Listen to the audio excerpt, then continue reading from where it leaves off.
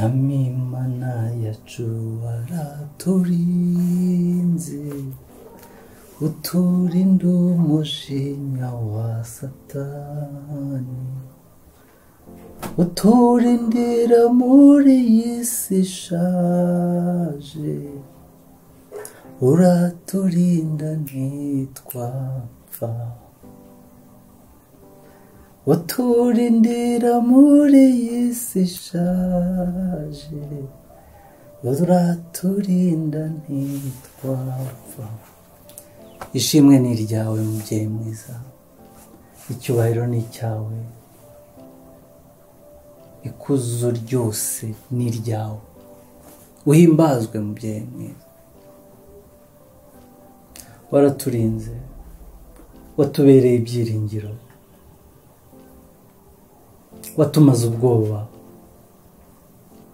waduteye amapfa yo kubana nawe.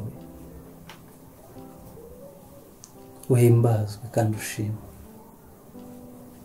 Watubereye igihome kiradukingira, watubereye ibyiringiro, waturwaniriye intambara, izo twamenye n'izo tutamenye. Ushimwe.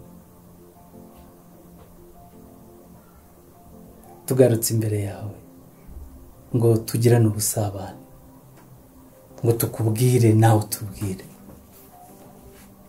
Uhimbazwe mubyeyi mwiza. Shalom shalom bwoko bw'Imana, twongeye kubakira ni muri Bible Poetry. Turabasuje cyane, amazina ni ayandi, ni Francis Zahabu, kandi twishimiye kubana namwe. Hari hashize igihe kinini tutabana, ariko aka kanya ni akanya keza ko kugira ngo tubane, kuko Imana yabyemeye. Imana itabyemeye ntabwo twari kuba turi hano imbere yanyu, kandi tuyihaye ishimwe yuko yemeye yuko ino gahunda ibaho, kugira ngo izabe umucyo kuri twe, izabe umucyo kuri ubwoko bwayo bwayizeye. Rero nk'uko Imana yabishimye, uyu munsi nabateguriye, kandi nabateguriye neza, na si ku bwanjye ahubwo ni umwuka w'Imana udufasha kugira ngo tubashe kuganira. Rero ndagira ngo mbwira ngo tera agatebe, ariko uyu munsi ho birakomeye. Ese mwene data, Imana yabanye nawe? Imana yakubereye ibyiringiro? Imana yakumaze ubwoba mu mutima wawe? Nawe warayihamirije, urayibwira ati ni wowe ibyiringiro byanjye, ndetse untera n'inyota yo guhora ngushaka kubera uko nakumenye. Hari ubusabane ugirana n'Imana yawe, hari ikintu uzi kandi gikomeza kigaruka mu ndiba y'umutima wawe bitewe n'uburyo iyi Mana igenda kuyereka. Rero aka ni akanya keza, ndagira ngo nkwakire, naguteguriye zaburi nziza umugabo Dawidi yarayiteguye. Nawe wumve kandi be zaburi yawe, kandi uyihuze na zaburi yawe yo mu mutima, kugira ngo gusabana n'Imana gukomeze kwaguke. Urambabarira tuyisome twitonze, urambabarira dushyire hamwe kugira ngo ihishurirwa icyo umwuka kubwira, yaba ari cyo ndibuze kuganira nawe, yaba ari n'icyo umwuka aguhishuriye mu mutima wawe, kigire umumaro munini cyane mu buzima bwawe. Amen. Reka rero dufatanye dusome, maze ibihangano bya zaburi nshyashya bize mu ndiba y'umutima wawe. Amen. Ni zaburi ya 27, twihuse ngiye kugusomera, kandi Imana iduhana umugisha. Ndagira ngo uyumve, kandi rwose turahabwana umugisha. Reka dusome. Ni zaburi ya Dawidi, ni iya 27. Uwiteka niwe mucyo wanjye n'agakiza kanjye, nzatinya nde? Uwiteka niwe gihome kinkingira ubugingo bwanjye, ninde uzampinza umushyitsi? Ubwo abanyabyaha banteraga kumaraho, ari bo banzi banjye n'ababisha banjye, barasitaye baragwa. Naho ingabo zabambira amahema kuntera, umutima wanjye ntuzatinya. Ngo naho intambara yambaho, no muri yo nzakomeza umutima. Murongo wa 4, icyo nsaba Uwiteka ni kimwe, nicyo nzajya nshaka, ni ukuba mu nzu y'Uwiteka iminsi yose nkiriho, nkareba ubwiza bw'Uwiteka, nkitegereza urusengero rwe, ngo kuko ku munsi w'amakuba azandindisha kumpisha mu ihema rye, mu bwihisho bwo mu ihema rye niho azampisha. azanshyira hejuru ampagarike ku gitare, n'ubu umutwe wanjye uzashyirwa hejuru y'abanzi banjye bangose. Ntambire ibitambo by'ibyishimo mu ihema rye, ndirimbe, niko nzaririmba ishimwe ry'Uwiteka. Uwiteka, umva gutaka kw'ijwi ryanjye, umbabarire unsubize. Umutima wanjye urakubwiye uti, wavuze uti, umushake mu maso, nimushake mu maso hanjye. Nuko Uwiteka, mu maso hawe ndahashaka, ntumpishe mu maso hawe. Ntiwirukanishe umugaragu wawe umujinya, ni wowe wahoze uri umutabazi wanjye, Mana y'agakiza kanjye. Ntunjugunye, ntundeke. Ubwo data na mama bazandeka, Uwiteka azandarura. Uwiteka, ujye unyigisha inzira yawe, unyobore inzira y'igihamo ku bw'abanyubikira. Ntumpe abantera kunkora uko bashaka, kuko abagabo b'indarikwa bampagurukiye n'abavuga iby'urugomo. Mba nararabye iyo ntizera ko nzareba kugira neza k'Uwiteka mu isi y'ababaho.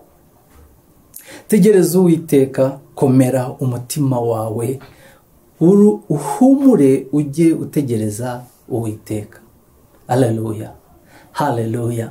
Ndagira ngo twongere dufatanye some ino mirongo ibiri ya nyuma, ni nayo ino zaburi ngewe yatumye inkora ku mutima wanjye.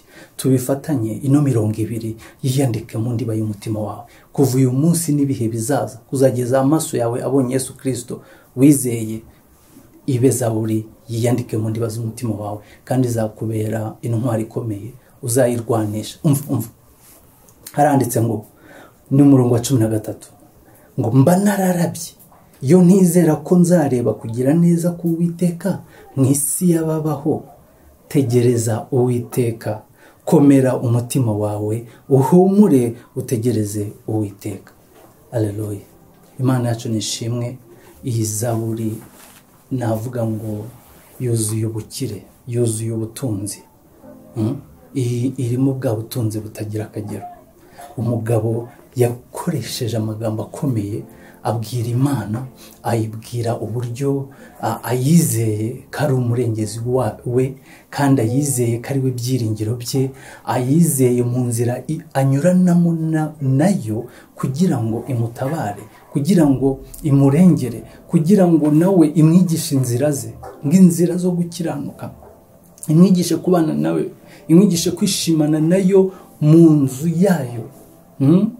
Haleluya. Nawe byakubaho, ntago ari iby'uyu mugabo. Ese wowe byakubayeho? Njyewe byambayeho. Ubu nibwo buzima bwanjye, nicyo mpamya ko Imana yambereye ibyiringiro, Imana yambereye humure, Imana yamaze ubwoba, Imana ahari hakomeye hose narayibonye irantabara, intabara ntabizi, imaze kunyimenyekanishaho, nayo ndangije nkajya nyitabaza, ikagena imbere ibyiringiro. Uzahura nawe rero mu buzima, uzahura n'ikintu gikomeye ndetse ubona ubwawe kikugoye kuba wagisobanura. Gishobora kuba ari imyuka mibi, gishobora kuba ari ibitero bya Satani, gishobora kuba ari ababi bazima, ariko Imana izakubera umutabazi. Hari uyu mugabo niho akomeje aravuga ngo mba nararabye ngo iyo ntizera ko nzabona kugira neza kw'Imana ngo mu isi y'ababaho. Mu babaho nibo hari harimo abamugenza, hari harimo abamutega ibico ngo bamugirire nabi, ariko we yizirika ku Mana. Iyi si irimo ibintu byose, harimo ibyiza, harimo imbibi, ariko birakeneye ko niba kuko warizeye Imana uyizirikaho, ikagukomeza ku munsi mubi, ikagukomeza mu bihe bibi, ikagukomeza hahandi bikeneye, na hahandi noneho atari ibibi gusa, ari umunezero, ukajya mu nzu yayo, ukajya ukayihamya mu mutima wawe, nawe ukavuga ngo Mana warakoze. Ukagirana ubusabane nayo, ukayihimbaza, ukayihamya hano hanze. Birakenewe ko mu gihe nk'iki twahamya Imana yatugiriye neza. Ntabwo ari ibyanjye, ino zaburi hari icyo wowe yakubwiye kuri cya kibazo cyawe, hari iby'Imana ivuze, iratwiyeretse yuko ariyo yagiye iturwanirira akantu kamwe ku kandi, ariyo yaducunguye, ariyo yadukijije, ariyo itwigisha gukiranuka, ari nayo iduha ibyiringiro bituma tugenda, bituma dushira ubwoba. Iyi ni Imana. Nawe rero niba ibyiringiro byawe byari bigiye hasi, usubizwemo imbaraga. Nawe rero niba utarizera, ukeneye kumva zino mbaraga zatugiriye neza, kugira ngo Imana itugirire neza, kuko niwo mugambi wayo. Umugambi wayo muri zaburi ni uwo kutumara ubwoba, ni uwo kutweza, ni uwo gusabana nayo, ni uwo kuturengera muri bya bico umwanzi aba yateze, kandi ni uwo kutugumisha muri uyu murongo dufite ibyiringiro, tutatana ngo tujye ku ruhande ngo dutakaze inzira. Kuko naho iyo dushatse gutana, iyo kubera yaducunguye kandi yatwihamagariye, irongera ikavuga, tukagaruka mu murongo. Imana yacu iduhana umugisha, kandi wumvire ijwi icyo rikubwiye. Nanjye rero ndasenga kandi ndinginga Imana. Ntabwo namenya ikibazo ufite, ariko nzi neza ko hamwe n'umwuka wayo, umwe utunihira iminiho itavuga, agende mu byawe, adusabire bihwanye n'uko Imana yo ibyifuza, n'uko Imana yishaka ku buzima bwawe. Maze ugume muri uyu murongo w'ibyiringiro, ugume muri uyu murongo w'abafite kwiringira ko Imana izabagirira neza mu isi y'abazima. Haleluya. Shalom shalom. Naho butaha, kandi ukomeze usangize mwene so wishimira. Ino ni page ya Bible Poetry ica kuri Francis Zahabu TV. Naho butaha.